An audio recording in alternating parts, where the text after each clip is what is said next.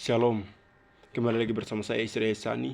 Di sini saya akan membuat video atau menjelaskan tentang apa mata kuliah teori sistem dalam pendidikan, yang dimana ada 6 sistem pendidikan. Di sini akan menjelaskan yang pertama, yaitu teori sistem terdiri dari maksud atau konsep prinsip implementasikan dalam sistem tersebut dalam bidang pendidikan. Nah, yang pertama, teori sistem adalah kerangka berpikir yang memandang pendidikan sebagai sistem yang saling terkait atau saling mempengaruhi. Bahwasanya dalam teori pendidikan dipandang sebagai proses yang kompleks, melibatkan berbagai komponen seperti siswa, guru, kurikulum, lingkungan, dan sumber daya yang bekerja sama untuk mencapai tujuan pendidikan. Bagian kedua, konsep teori sistem. Nah, yang pertama, satu, pendidikan merupakan sistem kompleks yang terdiri dari berbagai komponen yang saling terhubung dengan interaksi. Yang kedua, input atau sistem pendidikan menerima input siswa, baik guru, kurikulum, sumber daya, dan lingkungan. Yang ketiga, proses input melalui interaksi antar komponen sistem yang saling menghasilkan output. Yang keempat, output dari sistem pendidikan adalah hasil belajar siswa yang perubahan ataupun perilaku dan kontribusi bagi masyarakat. Yang kelima, umpan balik atau feedback. Output pendidikan memberikan informasi yang berguna untuk memperbaiki dan meningkatkan proses pendidikan. Bagian kedua, prinsip teori sistem. Nah, yang keenam, keseluruhan lebih besar jumlah bagian sistem pendidikan, lebih dari sekedar sejumlah komponen. Interaksi antar komponen menghasilkan hasil perubahan dan perbedaan. Yang ketujuh, interdeksi atau komponen sistem pendidikan yang saling tergantung untuk mempengaruhi satu sama lain. Perubahan satu komponen untuk mempengaruhi komponen yang lain. Sistem pendidikan dapat mencapai tujuan bersama melalui berbagai cara jalur perbedaan. Yang kesembilan, entropi atau sistem pendidikan cenderung menuju ke arah yang ketidaktakaruan dan disorganisasi jika dikelola dengan baik. Yang ke-10, homeostasis. Sistem pendidikan berusaha untuk mempertahankan keseimbangan dan stabilitas melalui mekanisme atau umpan balik dan adaptasi. Nah, sekarang kita masuk untuk mengimplementasikan teori sistem tersebut dalam bidang pendidikan. Yang pertama, satu, untuk penerbangan kurikulum. Untuk dirancang untuk memperhatikan interaksi antara mata pelajaran, kemampuan siswa, dan tujuan pendidikan. Yang kedua, pembelajaran berpusat pada siswa. Pembelajaran dirancang untuk mengorganisasi kebutuhan dan gaya belajar siswa yang beragam. Yang ketiga, kerjasama guru. Bekerja sama guru berbagi ide, sumber daya, dan strategi pembelajaran. Yang keempat, manfaat teknologi.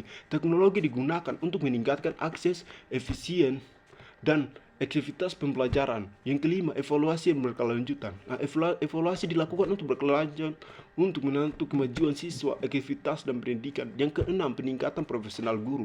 Nah, terus-menerus meningkatkan kompetensi dan keterampilan mereka melalui pelatihan dan pengembangan profesional.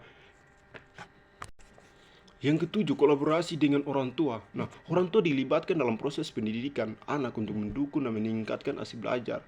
Yang kedelapan, menciptakan lingkungan belajar yang kondusif. Lingkungan belajar yang aman, nyaman, dan termotivasi untuk mendukung proses pembelajaran. Yang kesembilan, penggunaan data, pengambilan keputusan tentang siswa.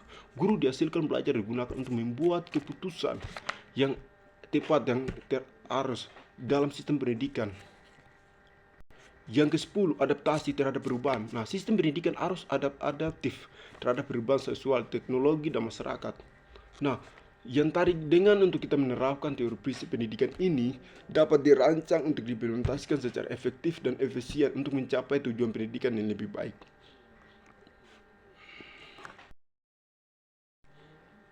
Soal yang kedua, yaitu jelaskan suatu sistem dalam pendidikan nyata untuk dalam konsep atau komponen-komponen yang sering terhubung.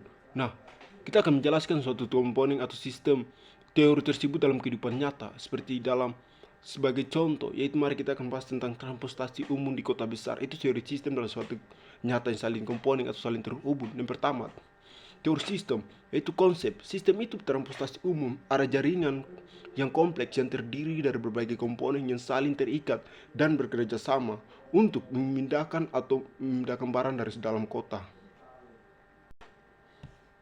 Yang kedua, tujuan, yaitu tujuan utama sistem atau transportasi umum adalah untuk menyediakan akses yang efisien, yang aman dan nyaman bagi warga kota untuk berpergian. Yaitu komponen sistem transportasi umum. Infrastruktur. meliputi jalan raya, jalur kereta api, jalur bus, stasiun, terminal, dan halte. Nah, yang keempat, kendaraan. Berbagai akses jenis kendaraan umum seperti bus, kereta api, tram, taksi, dan angkutan lainnya. Yang kelima, operator. Perusahaan atau organisasi yang mengoperasikan sistem transportasi umum sebagai operator bus, api, dan taksi, bus, kereta api, dan taksi. Yang keenam, penumpang, orang-orang yang menggunakan sistem transportasi umum untuk berpergian. Yang ketujuh, yaitu tarif atau tiket. Sistem pembayaran digunakan untuk mengakseskan transportasi umum. Yang kedelapan, teknologi, sistem informasi, fasilitas, dan pembelajaran elektronik digunakan untuk meningkatkan efisien dan kenyamanan. Yang kesembilan, regulasi, aturan atau kebijakan untuk mengaturkan operasional itu atau transportasi umum seperti pengaturan lalu lintas, keselamatan, dan tarif. Yang kesepuluh, lingkungan atau faktor-faktor lingkungan, kondisi, cuaca, lalu lintas, dan penduduk yang mempengaruhi kinerja sistem transportasi umum. Contoh saja, untuk interaksi antar komponen yang lain, yaitu penumpang, memilih jenis transportasi yang sesuai dengan kebutuhan mereka seperti bus perjalanan jarak jauh atau kereta api untuk perjalanan jarak jauh. Nah, operator mengeluarkan jadwal rute, jumlah kendaraan atau transportasi berdasarkan permintaan penumpang. Infrastruktur, kendaraan infrastruktur seperti kondisi jalan, kereta api, rel, dan pengaruh dan kenyamanan perjalanan. Jadi soal yang ketiga, jelaskan tujuan dan manfaat mempelajari teori sistem. Nah, mempelajari teori sistem dalam pendidikan itu memberikan pemahaman yang lebih holistik tentang proses atau pembelajaran dan membantu kita untuk mencapai tujuan pendidikan yang lebih efektif. Nah, berikut ini adalah tujuan untuk mempelajari teori sistem dalam pendidikan. Yang pertama, pemahaman pendidikan sebagai sistem. Teori sistem ini membantu kita melihat pendidikan itu sebagai sebuah sistem yang kompleks atau yang saling terhubung untuk membantu sistem itu atau kumpulan tersistem itu berjalan dengan baik dan tidak terpisah. Yang kedua, menentukan tujuan pendidikan. Nah, teori sistem ini membantu kita untuk mendefinisikan tujuan pendidikan itu yang jelas, yang teratur, yang tercapai. Tujuan pendidikan untuk interaksi atau saling komponen dalam sistem. Yang ketiga, menganalisis komponen sistem pendidikan. Nah, teori sistem itu membantu kita mendefinisikan dan menganalisis komponen sistem. Teori sistem pendidikan itu seperti guru, siswa, lingkungan belajar atau sumber daya yang komponen saling terhubung. Yang keempat, memahami interaksi antara komponen. Nah, teori sistem ini membantu kita untuk memahami tujuan komponen itu dalam sistem pendidikan tinggi, berinteraksi, mempengaruhi satu sama lain. Yang kelima, mencari solusi atau masalah pendidikan. Dengan memahami sistem pendidikan secara keseluruhan, kita dapat melihat dan mengidentifikasikan penyebab masalah dan cari solusi yang lebih efektif. Kita masuk dalam bagian kedua, manfaat mempelajari teori sistem dalam pendidikan. Nah, yang keenam, meningkatkan efisien dan aktivitas pembelajaran teori sistem tersebut membantu kita untuk merancang strategi pembelajaran yang lebih efektif dan efisien dan mempertimbangkan semua komponen dalam sistem pendidikan. Yang ketujuh, membangun lingkungan belajar yang kondusif. Teori sistem ini menciptakan lingkungan belajar yang kondusif dengan memperhatikan semua faktor atau mempengaruhi proses belajar. Yang kedelapan, meningkatkan kualitas guru. Teori sistem ini membantu guru memahami peran strategi pembelajaran lebih efektif. Yang kesembilan, memperkuatkan keterlibatan orang tua. Nah, kita juga tahu bahwasanya dalam teori kita harus melibatkan orang tua. Teori sistem ini membantu melibatkan orang tua, itu sangat penting. Melihat kita memahami penting bagaimana keterlibatan orang tua dalam proses pendidikan, dalam merancang program yang melibatkan strategi mereka. Yang ke-10, membangun sistem pendidikan yang berkelanjutan. Teori sistem ini membantu kita merancang sistem pendidikan yang berkelanjutan, dapat mengintegrasikan perubahan zaman. Nah, dengan hal-hal yang di atas tadi kita mempelajari teori sistem, kita akan meningkatkan kualitas pendidikan kita untuk mencapai tujuan pendidikan yang lebih efektif.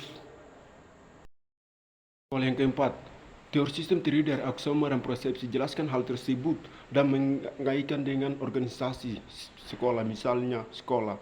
Nah, teori sistem itu khusus dalam konteks organisasi pendidikan atau seperti sekolah. Kita dapat memahami melalui aksioma atau prosesi yang membentuk kerangka berpikir kita. Nah, berikut ini adalah contoh, yaitu aksioma teori.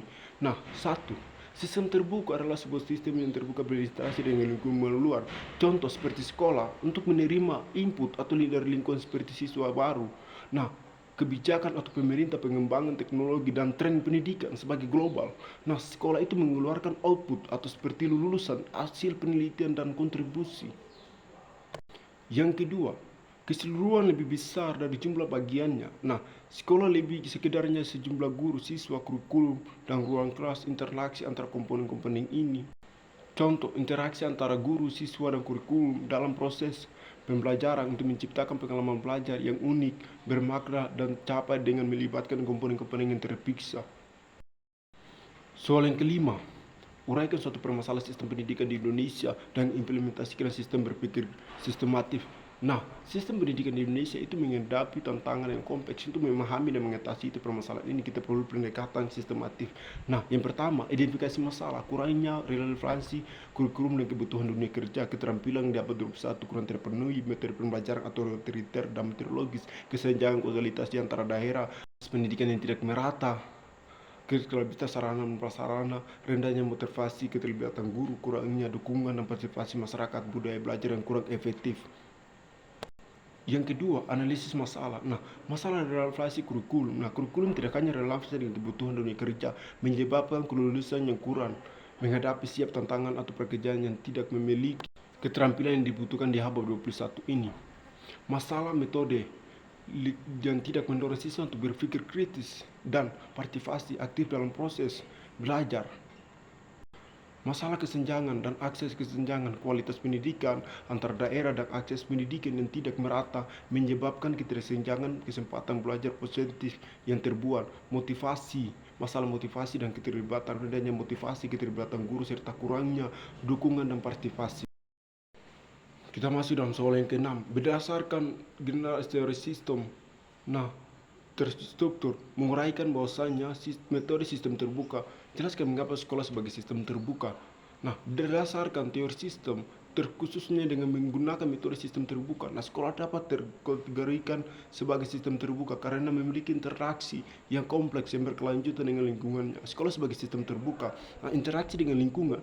Sekolah sebagai sistem terbuka ini tidak dapat beroperasi secara tergesa, melainkan terhubung dengan berbagai elemen sekitar interaksi dengan dalam berbagai bentuk seperti misalnya input. Sekolah menerima sebagai input lingkungan luar termaksud peserta didik, membawa siswa dari latar belakang dan pengalaman yang beragam.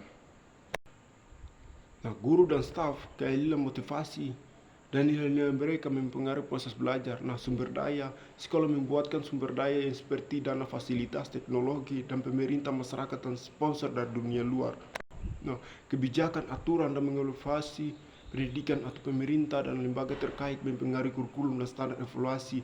Teknologi, pengembangan teknologi informasi dan komunikasi mempengaruhi materi pembelajaran dan akses informasi. Nah, budaya, nilai, dan norma tradisi masyarakat mempengaruhi cara sekolah untuk beroperasi dan berinteraksi di lingkungannya. Pembelajaran guru dan staf, berbagai metode pembelajaran untuk membantu siswa mencapai tujuan pendidikan. Administrasi sekolah mengatur manajemen sumber daya, keuangan, dan operasional untuk mendukung proses pembelajaran. Evaluasi sekolah menilai kemajuan dan efektivitas programnya. Komunikasi sekolah berinteraksi dengan orang tua, masyarakat, dan lembaga membangun hubungan yang positif dan mendukung. Output sekolah menghasilkan berbagai output atau termaksud lulusan siswa yang lulusan terbaik, siswa yang memperoleh pengetahuan, keterampilan, dan nilai-nilai yang termaksud dalam dunia kerja untuk melanjutkan pendidikan. Penelitian, sekolah dapat menghasilkan penelitian atau inovasi bermanfaat bagi masyarakat, kontribusi sosial. Sekolah dapat berperan aktif menunjukkan masyarakat melalui kegiatan sosial dan pengelolaan kepada masyarakat.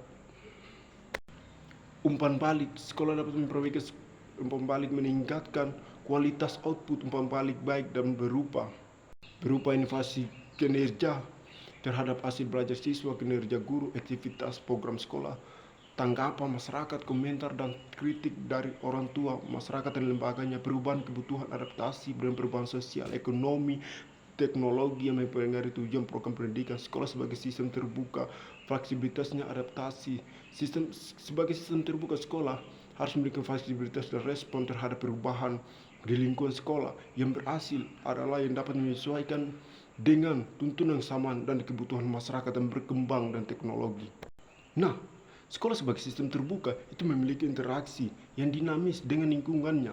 Sekolah menerima input atau melalui proses atau transformasi menghasilkan output dan menerima umpan balik yang harus menerus keberhasilan yang bergantung pada kemampuannya untuk beradaptasi dengan perubahan lingkungan dan memberikan kontribusi yang positif bagi masyarakat.